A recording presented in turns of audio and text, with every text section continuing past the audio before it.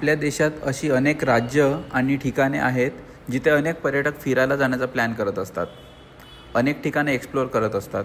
त्यातीलच एक अतिशय रम्य आणि निसर्गाच्या सानिध्यात असलेलं ठिकाण म्हणजे केरळ. केरळमध्ये खूप सुंदर प्रेक्षणीय स्थळे आहेत, विशेषतः ज्यांना समुद्रकिनारे आणि बंधारे आणि त्याच्या अवतीभोवती असलेले निसर्ग फिरायला आवडते. येथे अशी अनेक ठिकाणे आहेत जिथे पर्यटकांची गर्दी असते. येथील निसर्ग सौंदर्य लोकांना आकर्षित करते तर मनाला भुरळ घालते. अशातच केरळमधील एका ठिकाणाला व्हेनिस म्हणतात. तुम्हाला जर तुमच्या जोडीदारासोबत किंवा कुटुंबासोबत निवांत क्षण घालवायचे असतील तर तुम्ही केरळमधील या ठिकाणी जाण्याचा प्लॅन करू शकता. हे शहर केरळमधील प्रमुख पर्यटन स्थळांपैकी एक आहे. येथील सौंदर्य पर्यटकांना आकर्षित करते. ॲलेप्पी म्हणजेच ॲलप्पुझा हे केरळचं हृदय आहे आणि खास करून त्याचे बॅकवॉटर्स प्रसिद्ध आहेत. आम्ही तिथे शिकारा राईड घेतली, ज्याचा रेट आहे 800 रुपये प्रति तास. पण आम्ही थोडं बार्गेन करून 3 तासांसाठी 2000 रुपयेमध्ये डील फायनल केली. ॲलेप्पी ते कोच्ची किंवा एर्नाकुलमचे हे डिस्टन्स 50 ते 60 किलोमीटर आहे. कन्याकुमारीतून ॲलेप्पी हे डिस्टन्स अराऊंड 250 किलोमीटर आहे. या सुंदर प्रवासात आम्ही नारळाच्या झाडांनी भरलेले किनारे, शांत जलमार्ग आणि पारंपरिक हाऊसबोटिंगचे अप्रतिम दृश्य अनुभवले. हा अनुभव एकदम सुखद, शांत आणि रिलॅक्सिंग होता. जर तुम्ही केरळला जात असाल तर ॲलेप्पीच्या बॅकवॉटर्समधून एकदा तरी शिकारा राईड नक्की घ्या. आज आम्ही आलोय भारताच्या गॉड्स ओन कंट्री म्हणजेच केरळमधील एका खास ठिकाणी, ॲलेप्पी. आमची ट्रिप अगदी खास होती कारण इथे आम्ही अनुभवला ॲलेप्पीचे प्रसिद्ध बॅकवॉटर्स. ॲलेप्पीचंच दुसरं नाव आहे ॲलप्पुझा आणि हे ठिकाण आधी राईस बाउल ऑफ इंडिया ह्या नावाने प्रसिद्ध होतं. हळूहळू तिथे टुरिझम वाढलं आणि आता त्याला व्हेनिस ऑफ द ईस्ट असं म्हणून ओळखलं जातं. इथे आल्यावर आम्ही शिकारा राईड घेतली. प्रत्येक तासाचं भाडं होतं 800 रुपये. पण आम्ही थोडंसं बार्गेन करून 3 तासांसाठी ही सुंदर राईड 2000 रुपयेमध्ये मिळाली. या राईडमध्ये आम्ही पाहिलं केरळचं खरंखुरं सौंदर्य, शांत पाणी, हिरवागार परिसर, नारळाची झाडं, वाटेत दिसणाऱ्या पारंपरिक घरबोटी म्हणजेच हाऊसबोट. संपूर्ण राईड दरम्यान शांतता, निसर्गाची साथ आणि फॅमिलीसोबतचा वेळ सगळंच कसं परफेक्ट होतं. शिकारावर बसून ताज्या हवेत आराम करत निसर्गाशी एकरूप होणं, ही राईड एकदम रिलॅक्सिंग आणि रिफ्रेशिंग वाटली. जर तुम्ही पण केरळला यायचं प्लॅन करत असाल तर ॲलेप्पीचं बॅकवॉटर तुम्ही नक्कीच मिस करू नका. शिकारा राईड घ्या आणि सौंदर्य स्वतः अनुभवून पहा.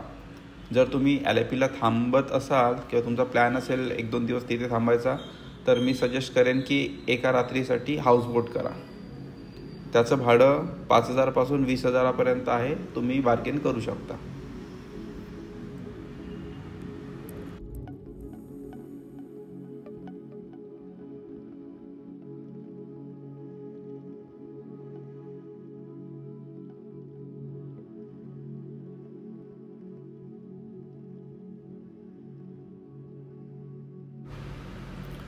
आता आपण अवतीभोवती बघतोय घरं.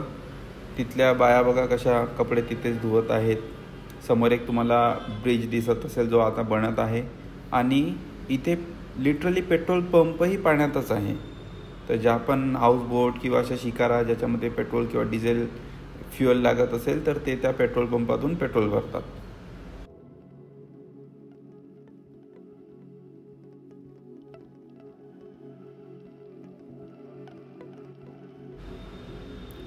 ॲलेप्पीला आलो आणि पहिल्यांदाच जाणवलं इथं लिटरली सगळं पाण्यावरच आहे. घर, रस्ते, हॉटेल्स आणि अगदी लोकांचं दैनंदिन जीवनही बॅकवॉटर्सच्या भोवती फिरतं. हे सगळं पाहून आम्ही खरंच अचंबित झालो. असा अनुभव आम्ही कधीच घेतला नव्हता.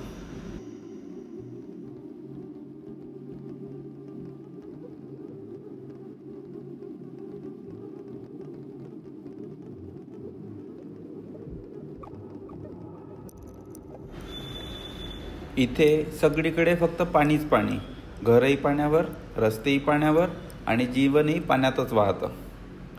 हे दृश्य आमच्यासाठी नवीनच होतं आणि आम्ही खूपच आश्चर्यचकित झालो होतो जेव्हा आम्ही पहिल्यांदा हे बघितलं.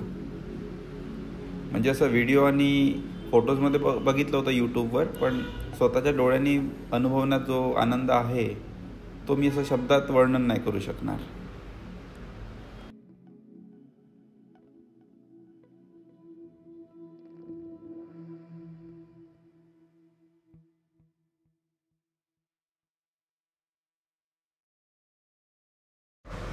असं वाटत होतं दिवसभर शिकारा राईडमध्येच फिरावं, पण वेळेच्या अभावामुळे आणि आणखी खूप सारे प्लेसेस कवर करायचे होते त्याच्यामुळे आम्ही फक्त 3 तासासाठी शिकारा राईड केली होती.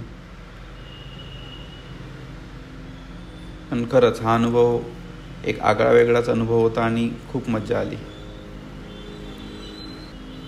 प्रत्येकाने आपापल्या परिस्थितीनुसार इथे बोट्स ठेवल्या आहे. कोणाची स्पीड बोट आहे, कोणाची छोटी बोट आहे म्हणजे सायकलसारखी.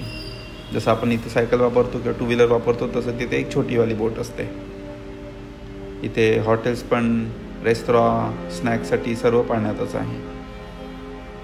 आम्ही त्याच्यानंतर तिथे एका जागी स्नॅक्स करायला गेलो.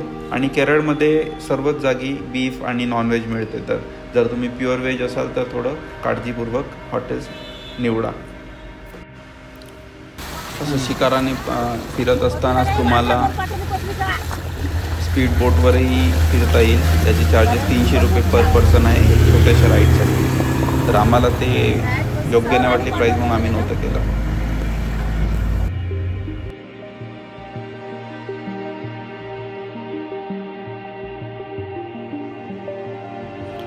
मोस्टली फॅमिली किंवा हनीमून कपल्स हाऊसबोट करतात कारण ते तिथे थांबतात. आम्ही तर फिरता फिरता आलो होतो तिथे कारण आमची एक 12 दिवसाची पूर्ण ट्रिप होती. 4 स्टेट कवर करायचे होते आणि वेळेच्या अभावामुळे आम्ही तिथे थांबलो नाही. फक्त सकाळी 3 तास थांबलो आणि त्याच्यानंतर आम्ही निघालो कोचीसाठी.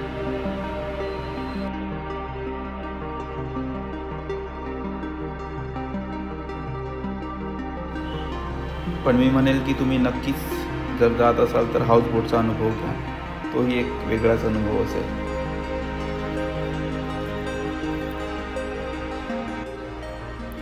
हाऊसबोट काय असते? हाऊसबोट एक मोठी बोट असते ज्यात बेडरूम, बाथरूम, किचन आणि टेरेससारखी व्यवस्था असते. AC, नॉन AC दोन्ही प्रकारात मिळते. शिकारा काय असते? शिकारा एक लहान बोट असते, उघडी असते किंवा छप्पर असलेली असते. बसायला आरामदायक सीट्स असतात. पण हाऊसबोट संथ गतीने पाण्यावर फिरत राहते. संपूर्ण दिवस किंवा रात्रभर राहण्याचा अनुभव मिळतो. फारसा फिरत नाही, एका ठिकाणीच मुख्यतः राहते. रिलॅक्सिंग स्टेसाठी योग्य आहे. म्हणजे असं समजा की ते एक हॉटेलच आहे. पण शिकारा इज लाईक ऑटो किंवा छोटी 4 व्हीलर समजा, जिथे बॅकवॉटर्सचे कोपरे, छोट्या कालवे, स्थानिक जीवन आणि निसर्ग जवळून पाहायला मिळतो. साईट सीइंगसाठी शिकारा राईड उत्तम आहे. नंतर आम्ही तिथे दुपारचं लंच केलं. तिथे नॉनव्हेज मिळत होतं त्याच्यामुळे मम्मीसाठी आम्ही सोबतच घेऊन यायचो व्हेजवालं खाण्यासाठी. आम्ही इडली, डोसा, उत्तपम, फिश वगैरे खाल्ली आणि त्याच्यानंतर आम्ही निघालो बाकीचा उरलेला परिसर एक्सप्लोअर करायला. इथे वॉटर बस चालते, गव्हर्नमेंटची असते. तिकीट खूपच कमी आहे आणि त्याच्यासाठी असे बस स्टॉप बनवलेले आहेत. आम्ही शिकारा राईड ह्याच्यासाठी केली कारण शिकारा छोटी असते ॲज कम्पेअर टू हाऊसबोट आणि जी छोट्या छोट्या लेनमध्ये जाऊ शकते.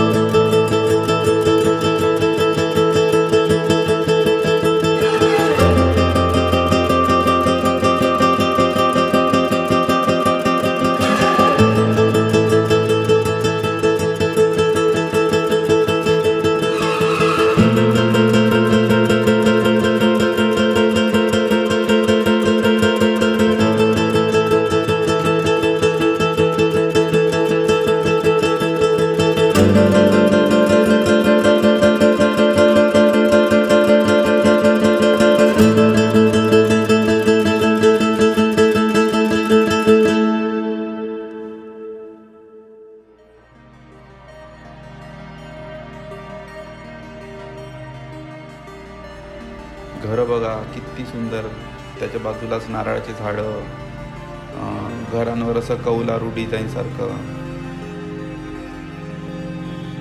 किंमत हाऊसबोट 6,000पासून तर 18,000पर्यंत प्रति नाईट मिळते. तुम्ही बार्गेन करा. AC नॉन ACनुसार रेट वेगवेगळे असू शकतात. शिकारा 700-800 रुपये प्रति तास असते, पण तेही तुम्ही बार्गेन केलं तर कमीमध्ये तुम्हाला मिळून जाईल. मला तर 2000मध्ये 3 तास मिळाले होते. कपल्स हनीमूनसाठी आलेले किंवा ॲनिव्हर्सरीसाठी आलेले किंवा ज्यांना फक्त रिलॅक्स करायचं आहे, हॉटेलमध्ये थांबायचं आहे, तर ते हाऊसबोट करू शकता. पण जर तुम्हाला थोड्या वेळात जास्तीत जास्त एक्सप्लोअर करायचं असेल बॅकवॉटर्स, तर तुम्ही शिकारा राईड घेऊ शकता. आम्ही शिकारा राईड घेतली आणि 3 तासात ॲलेप्पीच्या खऱ्या अर्थाने सौंदर्य बघितलं. बजेटमध्ये, आरामात आणि निसर्गाच्या सान्निध्यात. बॅकवॉटर्समधून फिरताना तर आम्हाला असं जाणवत होतं की प्रत्येकजण एकमेकासोबत कॉम्पिटिशन करत आहे. याचं घर त्याच्यापेक्षा चांगलं, त्याचं घर दुसऱ्यापेक्षा चांगलं. समोर त्यांचे असे बोट्स लागलेले आहेत. कोणी थोडंसं प्रिव्हिलेज असेल तर त्यांनी स्वतःच्यासाठी पार्किंग करून ठेवलं आहे. कोणाची बोट छोटी आहे, कोणाची मोठी आहे, कोणाकडे स्पीड बोट आहे, कोणाकडे शिकारा आहे. प्रत्येकाने जसं आपल्यासाठी आपल्या प्रिव्हिलेजनुसार जशी तशी सोय करून ठेवली आहे. पण तिथले घरं एकापेक्षा एक होते. खूपच आवडलं आम्हाला घरं.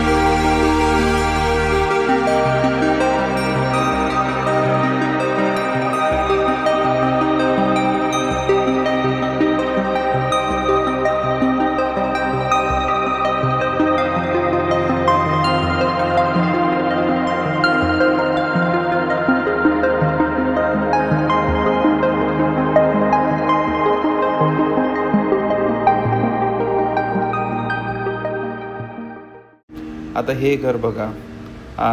काय लाईफ आहे, काय एन्जॉय करतोय. पण आपण तेच एक दिवसासाठी जातो म्हणून आपल्याला छान वाटते. रोज रोज तिथे राहून आपण नक्कीच बोर झालो असतो. मला तर विचार येतो की पावसाळ्यात हे लोक कसं करत असेल, कुठे जात असतील, पाणी घरात शिरत असेल की नाही असेल. आणि बॅकवॉटर्सच्याच आजूबाजूला शेती पण आहे, घरं पण आहे. आणि इथे मुख्यतः 2 वेळा धानाची शेती होते वर्षात. आम्ही सकाळची वेळ निवडली एक्सप्लोर करण्यासाठी, कारण आम्ही मार्च महिन्यात गेलो आणि तेव्हा खूपच ऊन होती. पण तुम्ही बघा, हे निळनिळा आभाळ, शांत पाणी, झाडं, हिरवागार निसर्ग. किती सुंदर. निळसर आभाळ, शांत वाहणारं पाणी आणि दोन्ही बाजूंना डोलणारी नारळाचं झाडं. हे सगळं पाहून डोळ्यांना खरंच सुखद वाटत होतं. अशा शांततेत मन एखाद्या पाखरासारखं मोकळं होतं. गडद निळ्या पाण्यावर हलक्या लाटांबरोबर आमची शिकाराही हळूहळू पुढे सरकत होती. कधी पाण्यावर झाडांची सावली, कधी सूर्यकिरणांचा खेळ. संपूर्ण निसर्ग आपली गोष्ट सांगत होता, शांततेची, सौंदर्याची आणि साधेपणाची. हे सगळं अनुभवल्यावर लक्षात आलं, जगण्याच्या गडबडीतून काही वेळ स्वतःसाठी काढणं किती महत्त्वाचं असतं. आणि त्याहीपेक्षा महत्त्वाचं असते जर तो वेळ आपण आपल्या फॅमिलीसोबत घालवला तर आनंद कसा द्विगुणित होतो.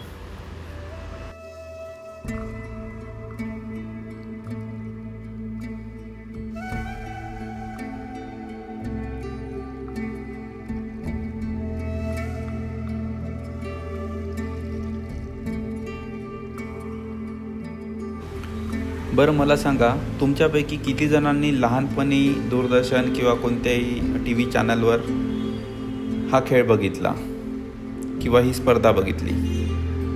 ही आहे नेहरू ट्रॉफी, ज्यामध्ये ते बोटीने एकमेकांसोबत शर्यत लावतात आणि जो सर्वात आधी पोहोचेल तो विनर असतो. तर आता मी आहे त्याच ठिकाणी जिथे ही शर्यत होते. जिकडे नजर जाईल तिकडे फक्त पाणीच पाणी दिसत होतं. असं वाटत होतं आम्ही समुद्रात आहोत, पण हे आहे नदीपात्र. टॉप व्ह्यूने बघा किती सुंदर दिसत आहे. ते कोणीच नाही, फक्त मी, माझी शिकारा आणि माझी फॅमिली. एवढं पीसफुल वातावरण मला पूर्ण ट्रिपमध्ये कुठेच नाही मिळालं जेवढं ॲलेपीला होतं. इथे एक वेगळीच वाईब होती.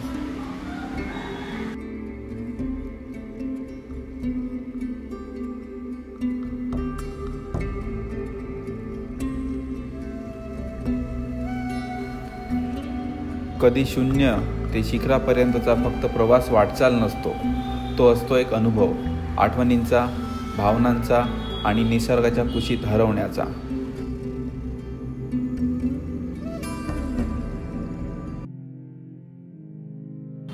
फॅमिलीला फिरवत, साऊथ इंडिया एक्सप्लोअर करत मी पुन्हा एकदा जगलो माझं स्वप्न, माझी ड्रीम रोड ट्रिप.